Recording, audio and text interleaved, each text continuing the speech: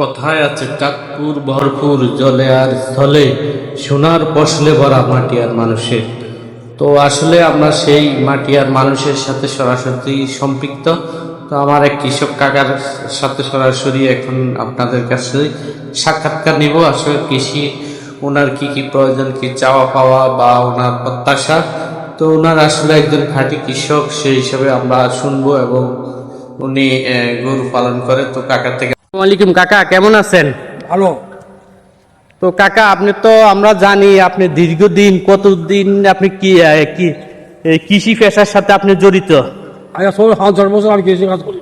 50 বছর ধরে কৃষি কাজ করতেছেন? আমার 60 কাজ লাগে। আপনার 60 শতক, মাশাআল্লাহ। তো কাকা, আপনি তো কৃষি জমি করেন, যতটুকু আমি জানি দেখতেছি, জমি ধান চাষ করেন, সবজি চাষ করেন, প্লাস গরু পালন করেন। তো ও আচ্ছা, এখন বর্তমানে গরু বিক্রি, আগে গরু কয়টা ছিল? 10টা। 10টা, মাশাআল্লাহ কাকা। তো একটা গরু আছে, সব বেশি লাগে। একটা আছে না? তো কাকা, গরু 10টা থেকে একটা আসলো কারণ কি? টেনশন হলে বেশি আছে, টাকার দরকার। অর্থাৎ টাকার জন্য, ছেলেকে বিদেশ পাঠানোর জন্য বা সাংসারিকের চাহিদা মেটানোর জন্য। যেহেতু দেশে বর্তমান উদ্যোগতি সবকিছুর কারণে আসলে সংসারিকের চাহিদা অনুসারে আসলে গরুগুলা বিক্রি করে যা কষ্ট হইতেছে। তো কাকা, আসলে তো যাক শুনলাম আপনি যদি সেক্ষেত্রে সরকারের অথবা বিভিন্ন সংস্থা থেকে কিছু সহায়তা পাইলে আপনি কি আবার চালু করতে চান? ইনশাআল্লাহ। আচ্ছা কাকা, তো কাকার গরু পালনের বা কতদিনের অভিজ্ঞতা আছে? 40 বছর ধরে।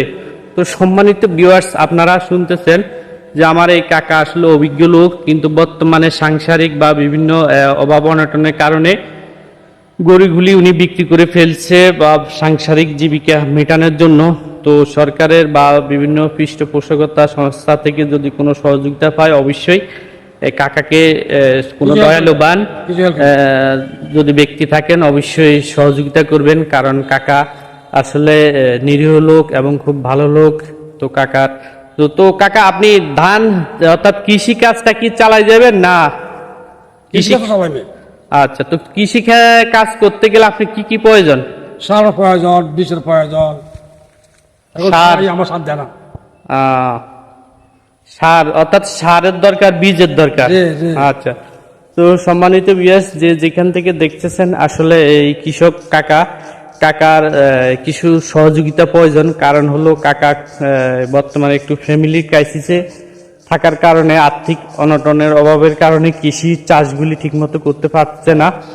তো কাকাকে কোনো সহৃদয়বান ব্যক্তি অথবা সংস্থা অথবা সরকারি পৃষ্ঠপোষকতা থেকে যদি কোনো মহৎ ব্যক্তি পারেন, অবশ্যই ওনাকে সহযোগিতা, যেমন সরকারিভাবে আমরা যতটুকু জানি সার, বীজ, বিভিন্ন উপকরণ কৃষির জন্য সরকার অনেক সহযোগিতা করে।